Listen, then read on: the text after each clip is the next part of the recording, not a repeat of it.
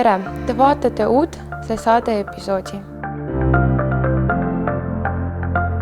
Selles saatest räägime saksa õhtust, teeme tuuri õpetaja Mikk Antsoviga Erast Parmasto õpperuumis ja saime teada Kohale gümnaasiumi õpilaste muusikaelistustest.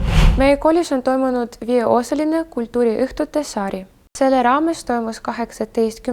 novembril meie koolis saksa keele ja kultuuriõhtu ja meie saate tiim külastas seda üritust.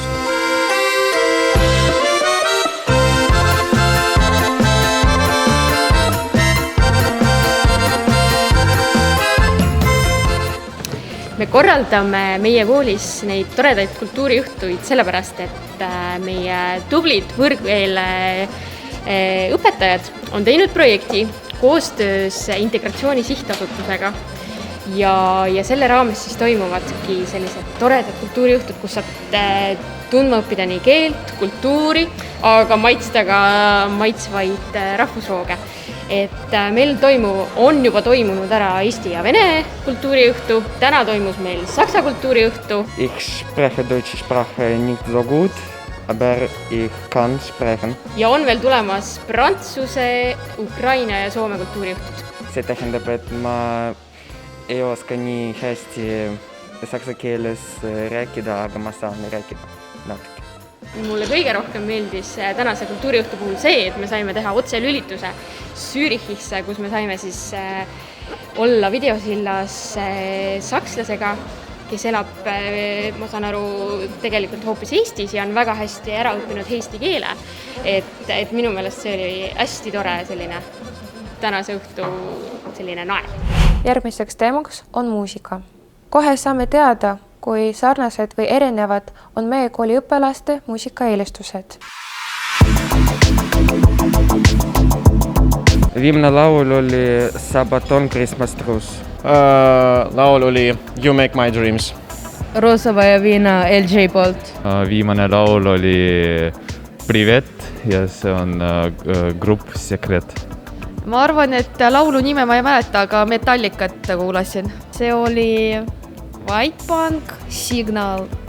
99 Problems. Võib-olla oli see Harry Styles Falling. My Chemical Romance, House of Wolves.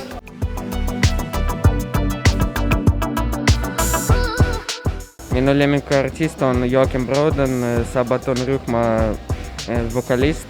Mulle väga meeldib tema hääl ja selle rühma teemad muusikas.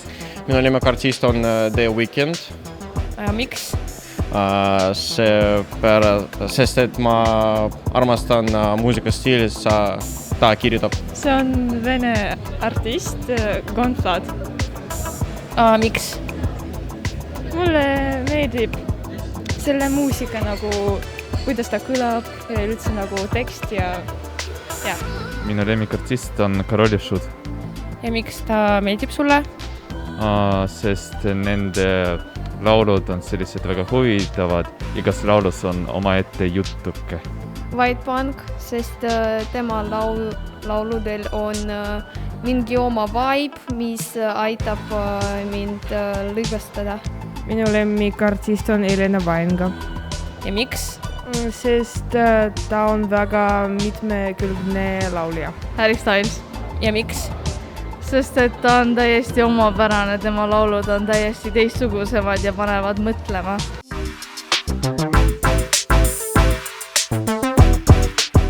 Minu lemmikžanr on metal. Mulle meeldib blues ja jazz. Vene rock. Tehno ja võib-olla rock, selline mitte heavy metal, vaid pigem selline pehmem rock. Vene rap. Lemmikžanr on pop. No pigem siga pop, ma arvan. Minu lemmikžanr on rock ja alternatiiv. Nüüd me teame rohkem, millest muusikat kooliraadiost lasta.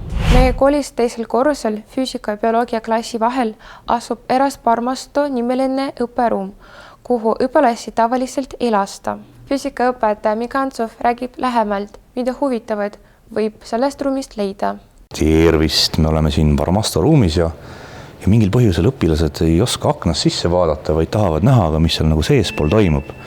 Et läheme kohe uurima, vaatame, mis seal on. Tulge minuga. Tavainimesele võib tunduda, et tegemist on ju kohutava bardakiga, eks ole, igal pool mingi stuff vedeleb, aga tegelikult kõik need asjad, siin kaoses muidugi on kuskil tundides alati rakendust leidnud. Näiteks siin teie selja taga on minu tööriistad, millega ma vahepeal meisterdan siin füüsika asju. Robootika, Lego robotite hunnik, mida kasutatakse robootika praktikumis ja siin taga näete ka mingeid legosid, poolikuid roboteid vedelemas ja siin on suur hunnik kitleid, mida keemiaklassides vahepeal kasutatakse ja siis muidugi siin all on palju veel katsevahendeid, külmkapp, kus, ma ei tea, kas ma julgen näidata, aga vaadake. Et me väga hästi ei ela, meil on ainult juustu ja mune ja oliive siin. Et vein on puudu muidugi, oliivide ja juustuga kahjuks, aga midagi pole parata. Siin on kapp, näete seda kappi. Mis kapp see on? Salakapp on. Siin kapis on igasuguseid põnevaid kemikaale ja keemiavahendeid ja enamasti siukseid asju, mis kuidas öelda, keskmisele inimesele võiksid olla kätte saamatud. Et siin on poolik viinapudel, ehe viin, küll kahjuks tühi. Siin on tehisinimene, tehisintellekt. Et kes tunneb, et ta tahaks, mitte me ei öö siin seda inimest sellepärast, et tema pihta mingeid asju loopida, vaid et tegemist on ikkagi nukuga, mis võiks õpetada noortele inimestele oskusi, kuidas kedagi elustada. Ja siin on töölaud. Siin kas parandatakse töid, mida näha ei tohi, või tinutatakse mingeid asju kokku, ehitatakse katsevahendid, et see on nagu töölaud, kus tehakse kõike. Siin on muidugi pesemata nõud, nagu ikka, on hästi laisad nõudepesijad, siis siin on mõned kapid, kus on geomeetrilised objektid mingil põhjusel. Mõned õpikud, ülevalpool on õpikuid, et need ei eruta ju mitte kedagi. Õpikud on õpikud, eks ole. Meie nõudepesumasin, mis peaks olema suuteline hästi kõva keemiat likvideerida nii-öelda nõude pealt ja külmkapp, mis käib lukku. See on siis inkubaator. Kui me tahaksime ja meil oleks näiteks aega mingi hetk, võiksime vabalt viia läbi bakterite kasvatamist. Keemiaõpetaja tegi siin teatud süttivat materjali. Ma ei saa täpsustada, mis see täpselt oli. Jaa, näete. Füüsika. Füüsika ja mingil põhjusel on siin äädikas. Ma ei tea, miks äädikas siin on, aga ta peab olema seal järelikult. Siin on jällegi ühest projekti nädalast koduimitatsioon tehtud, nagu te näete. Et siuksed asju, siis näete aknast vaatan mina välja, ärge küsige, miks õpilased siukseid humoorikaid asju teevad, aga nii nad teevad. Ja põhjus, miks õpilasi siia lasta ongi see, et siin on väga ohtlik, näete. Selle otsa võib kukkuda, kemikaale võib endale peale tõmmata. Siin papihunniku taga on veel suur kogus gaasi, mis võib ta on meelega siia ära peidetud, aga et kui keegi tahab midagi põlema panna, siis siin on alati võimalus.